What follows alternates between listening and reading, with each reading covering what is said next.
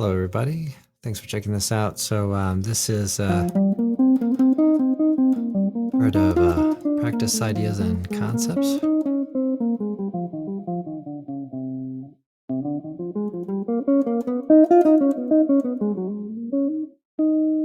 And we've been thinking a little bit about working on a variety of skills daily. And so this week we've been trying out this kind of new format where we play a little bit of a one octave scale and associate that with a chord and then do an arpeggio and work on some rhythm and other things. So that's kind of a rundown. And today's going to be a kind of podcast edition.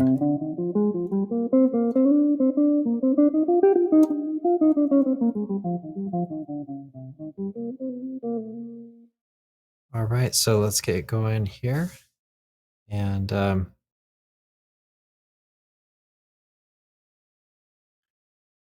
we'll start out with the A flat 7. So we've been studying There Is No Greater Love this week. So this is one of the chords in that tune.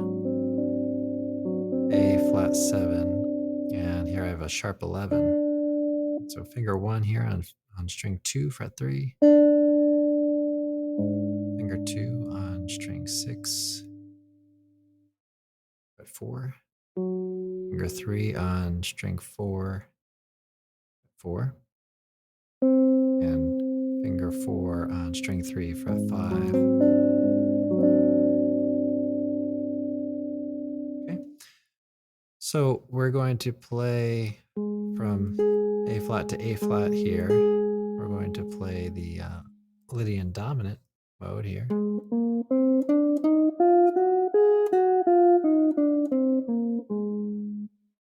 Then remind ourselves of the chord again. Let's repeat the high note here.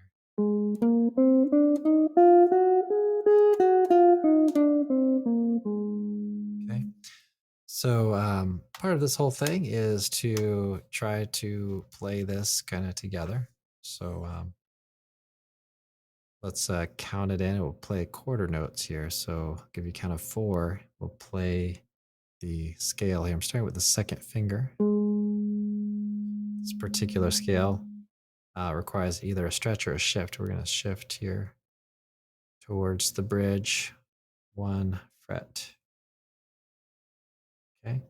That's when we get to the second string. So 1, 2, 3, 4. 1, 2, 3, 4. 1, 2, 3, 4. 1, 2, 3, 4. 1, 2, 3, 4. So the approach I took there, which doesn't have to be the same one that you do, but I took the third finger and played both of these notes so that kind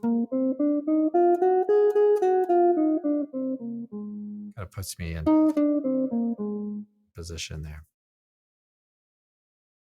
Okay, so that is the A flat Lydian dominant. That's coming out of that's one of the modes of the E flat melodic minor.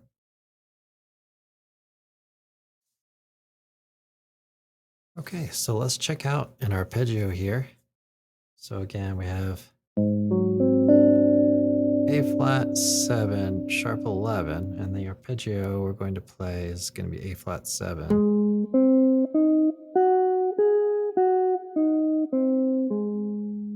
And we can also play with that with the root on top 2 times. So if you play, let's say, a 4-note grouping, you might play like that from the root or down from the root note. So again, I'm shifting a little bit here, 5th position and 6th position. So let's try it out by playing from the low note up to the high note. We'll repeat the high note and then head back down. So count to 4 here. So 1, 2, 3, 4. 1, 2, 3, 4. 1, 2, 3, 4, 1. Try to give ourselves the context. Think about the chord there as we play through these. All right, so we have a little bit of reading here. So the tune that we're working on is the key of B flat, key of 2 flats, and this is just a reading excerpt. It really doesn't have anything to do with the tune, other than it's in the same key, so we can practice playing in that key and play learn how to read a little bit here. So in the previous 2 days, we had some different positions. We played these kind of up the neck. Now we're gonna head back and work on these notes down here in this position. So our range is a low D here, and then this higher D. Okay, so I'm playing just kind of the range. I'm not really setting out to play a scale. It does end up being the Phrygian mode, but it's not really the mode that we're in. It just happens that D is the lowest note and the highest note, so it kind of ends up sounding like a scale.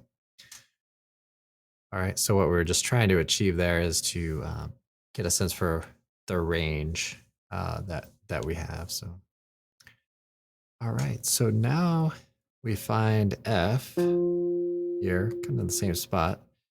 E flat now is on the first fret of string 4. D is going to be open, so I'm just surveying these notes. E flat, okay, first fret. G is now open. Then we have a rest. We have A, C, D. So all first position here. Back to C, rest, and then B flat, our tonic. All right, so I'm going to play through it one time, and I'm going to count out loud. And that's what I would recommend you do as well. But first time I'll just demonstrate. But I'll give you a count in 1, 2, 3, 4. 1, 2, 3, 4. 1, 2, 3, 4. 1, 2, 3, 4. 1, 2, 3, 4. All right, so let's try it very slowly together. 1, 2, 3, 4. 1, 2, 3, 4. 1, 2, 3, 4. 1, 2, 3, 4. 1, 2, 3, 4. Okay, so that's our reading excerpt. So this is an example of a bit of a practice routine. And this is, very guided, so it's very helpful. So we have so far we played a scale, played an arpeggio. Now we're playing a little reading excerpt and building quite a few skills up here. So I'll mention here too that we can work on some picking directions on this reading excerpt. So we have, if we're thinking in terms of the alternate picking, then with these eighth notes, we don't have anything smaller than an eighth note here. So we're going to pluck down on the beat and up on the end of the beat or between beats. And so we'll work on getting the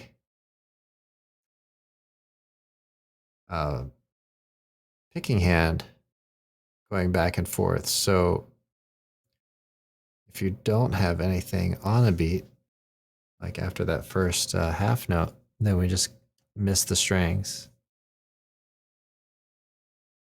Right? So with the picking hand, play down, miss, down, down, down, down, down, miss, down, up, down, down, miss, down, miss. So we're developing that skill of keeping the time happening with the picking hand. Okay, so same concept here. We're working specifically on rhythms. So one of the first things that you can do on any of these, like we talked about before, is take a note, single note, and play the rhythm. So if you're not up to doing this arpeggio that we're talking about, then try just a single note and play the rhythm, like 1, 2, 3, 4, 1, 2, 3, 4, 1, 2, 3, 4, 1, 2, 3, 4. And work on counting out loud as well.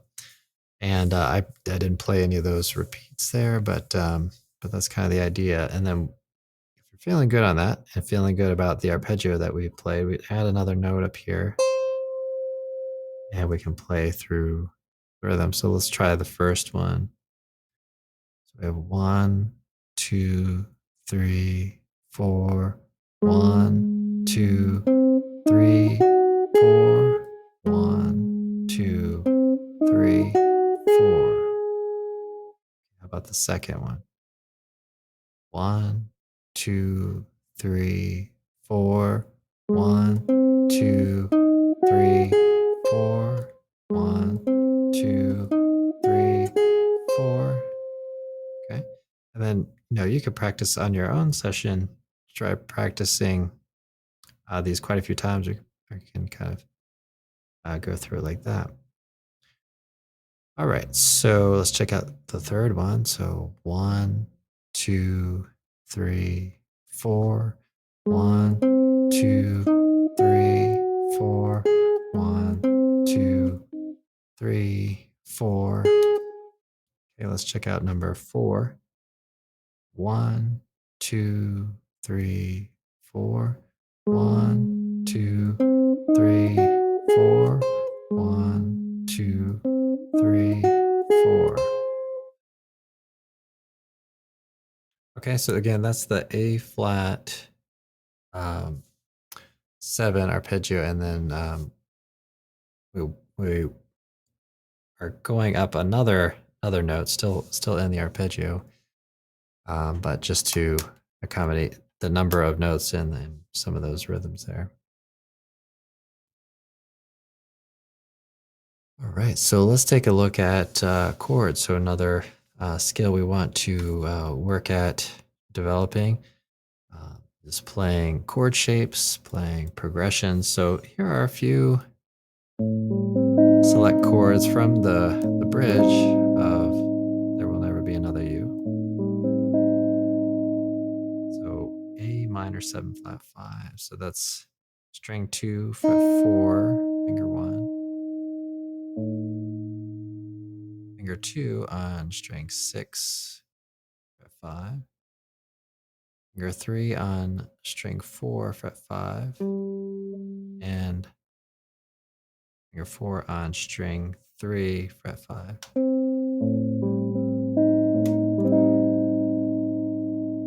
Okay. So that is the 2 of the 2, 5, 1 that we have. So another chord here, D7 flat 9, which typically follows that chord, that particular chord. So you can practice these moving between them. But we have finger 1 on strings 2 through 4, and we're barring. And then we have finger 3 on string 5 and finger 4 on string 3. Okay. So middle 4 strings, and then we can kind of try to mute the other tones here.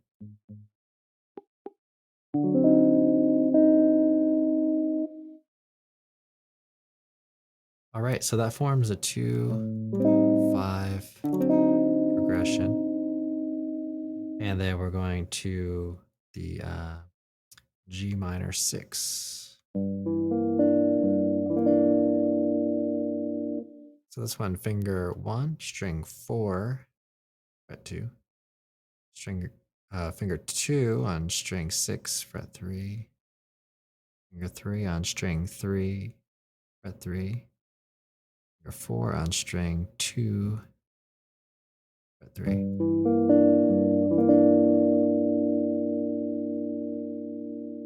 Okay. So that's the G minor 6 chord. Okay, so that happens 2 times in the progression. And then the third time, we go to the same start, and then we end up on G minor 7. So let's talk about that one a little bit. So we have a finger 2 on string 6, fret 3. We have finger 3 from strings 2, 3, and 4, barring all of those. And then we're trying to mute the strings that we're not playing there. Right, so we get a 2, 5, 1, and some of the chords that follow were covered in the previous 2 talks. All right, so we're thinking about starting out here our session with a scale.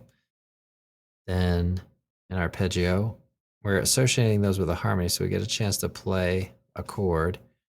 And then we're thinking about a reading excerpt, so developing this ability to read. And also, over time, we're moving these in different spots on the fingerboard, so we have some different things to play, or different areas to play one thing.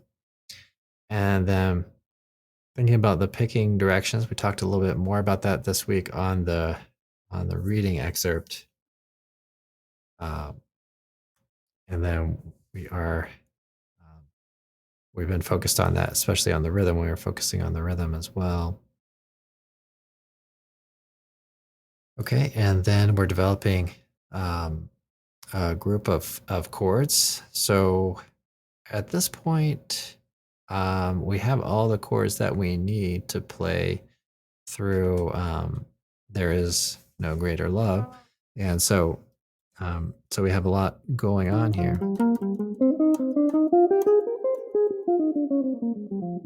Okay, and we're learning a few of the modes that we might apply to some of those chord changes.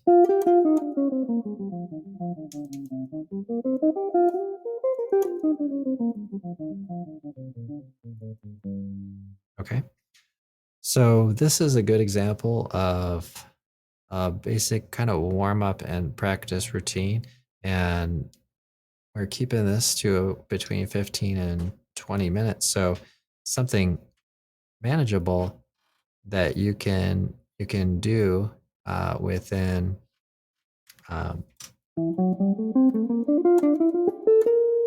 a day.